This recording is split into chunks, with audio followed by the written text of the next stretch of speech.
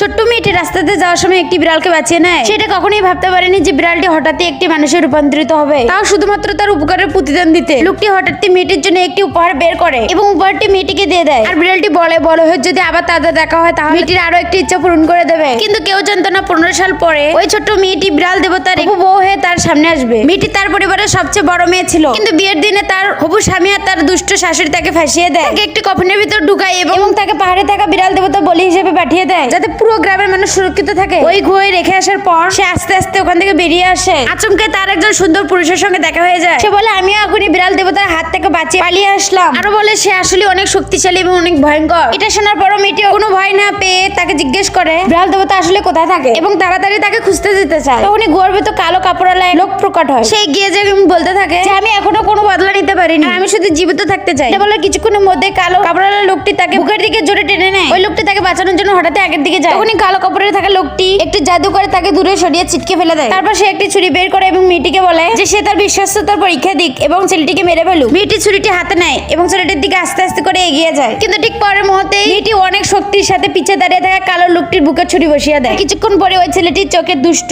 চেহারা চলে আসে আর মেয়েটিও বলে ওঠে যে তাদের মেলানোর সময় হয়ে গেছে। পর মুহূর্তে ছেলেটি একটি বিড়াল দেবতায় পরিণত হয়ে যায়, কিন্তু মেয়েটি বুদ্ধিমান হয়। সে আগে থেকে জানতে আসলে সেটা তার একটা পরীক্ষা ছিল। তখন মেয়েটি তার হাতে থাকা সেই উপহারটি দেখালো যেটা সে 15 বছর আগে তাকে দিয়েছিল। বন্ধুরা, তারপর ছেলেটি কি তাকে চিনতে পারবে জানতে আমাদের চ্যানেলটি লাইক করে সাবস্ক্রাইব করো এবং কমেন্টে লিখে যাও।